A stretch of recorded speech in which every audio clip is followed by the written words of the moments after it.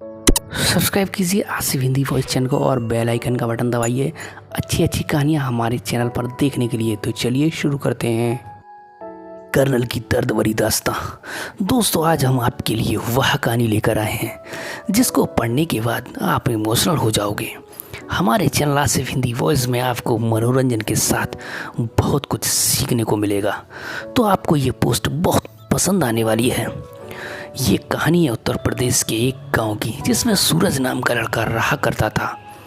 बचपन से ही पढ़ाई में होशियार सूरज अपने मम्मी पापा की आखिरी उम्मीद था। सूरज के दादा ने अपने समय से बहुत कर्ज ले लिया था, जिसको चुकाने में पापा की पूरी ज़िंदगी मजदूरी में निकल गई। उनके पास थोड़ी सी ज़मीन थी जिससे उनका गुजारा हो रहा था। पापा की तबीयत मजदूरी करने से ख़राब रहती थी, पर पापा कभी सूरज को इस बात का एहसास नहीं होने देते थे। सूरज को पढ़ाई में इतना होशियार देखकर उसकी मम्मी पापा ने हर वह काम किया जिससे वह सूरज को पढ़ा जाए।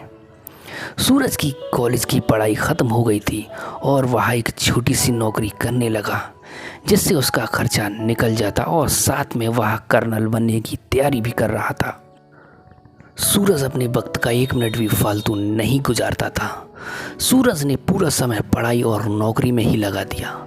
सूरज के पापा को ये पता था कि वह कर्नल बनना चाहता है, इसलिए घर की हालत बहुत ज़्यादा ख़राब होने पर भी उन्होंने सूरज से कभी इस बात का जिक्र नहीं किया और ना उसको अच्छी नौकरी करने के लिए कहा। लगातार 2 साल तक सूरज पास नहीं हो पाया। उसके बाद भी उसके पिता ने अपना घर और ज़मीन गिरवी रखकर सूरज को एक अच्छी कोचिंग ज्वाइन करवाई और उसकी नौकरी भी छुड़वा दी और केवल पढ़ाई करने का कहा। सूरज के पापा हमेशा उससे कहा करते, बेटा खेत और घर दोबारा आ जाएंगे, पर कर्नल दोबारा नहीं बन सकते। आज पूरे साल पढ़ाई करने के बाद सूरज का रिजल्ट आ गया, जिसमें वह अच्छे नंबरों से निकल गया। आज उसके पिता से ज़्यादा खुश कोई नहीं था। ऐसा लग रहा था जैसे सूरज का सपना पूरा होने वाला है, पर भगवान को कुछ और ही मंजूर था। सूरज का कल इंटरव्यू था और सुबह से उसके पापा की तबीयत ख़राब थी। सूरज के पापा उसकी माँ से बार बार कह रहे थे कि सूरज को मत बताना, और उस दिन देर रात उनकी मौत हो गई। अब एक माँ जिसकी गोद से उसका पति गुजर गया और वह अपना दर्द को भुलाकर अपने बेटी की ज़िंदगी के बारे में सोच रही थी। माँ ने पड़ोसियों तक को इस बात का एहसास नहीं होने दिया कि उसका पति अब नहीं रहा। पूरी रात ऐसे रोई कि आवाज़ भी ना निकले, और सुबह सूरज जब इंटरव्यू देने जाने लगा तब माँ और पापा के आशीर्वाद के लिए उसने माँ को कॉल किया। माँ ने पूरी हिम्मत लगा दी अपना सच छुपाने के लिए और सूरज को आशीर्वाद दिया। और जब सूरज ने पापा से बात करने को कहा तो माँ बोली, पापा अब तुमसे बात नहीं करेंगे, वह कर्नल से बात करेंगे। इतनी बात करके माँ ने फ़ोन रख दिया। सूरज का जब इंटरव्यू हो गया तब उसे बताया गया कि उसके पिता की तबीयत ख़राब है, उसको तुरंत घर आना है।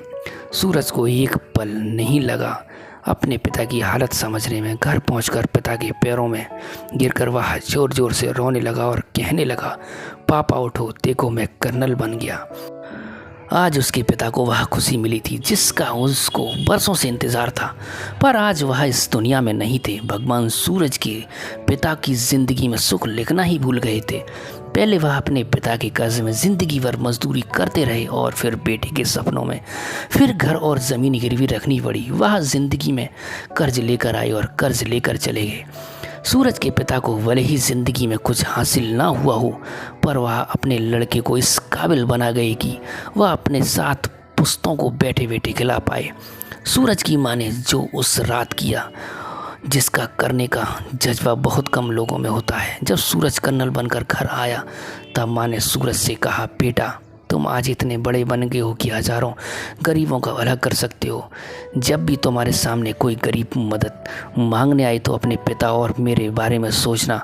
मैं तुम्हारे बराबर पढ़ी लिखी और समझदार तो नहीं हूँ, पर इतना ज़रूर जानती हूँ कि गरीब आदमी की बहुत मजबूरी होती है। तुम कभी किसी का बुरा मत करना। तो दोस्तों इस कहानी से ये शिक्षा मिलती है कि वक्त कितना भी खराब हो उसे हम बदल ज़रूर सकते हैं। माँ और बाप के एहसानों को हम कभी उतार नहीं सकते, पर हम अपने कर्मों से उनकी इच्छा ज़रूर पूरी कर सकते हैं। किसी अधिकारी को बुरा भला कहने से पहले उसके पीछे की मेहनत और त्याग के बारे में ज़रूर सोचें दोस्तों। तो दोस्तों कैसी लगी हमारी वीडियो?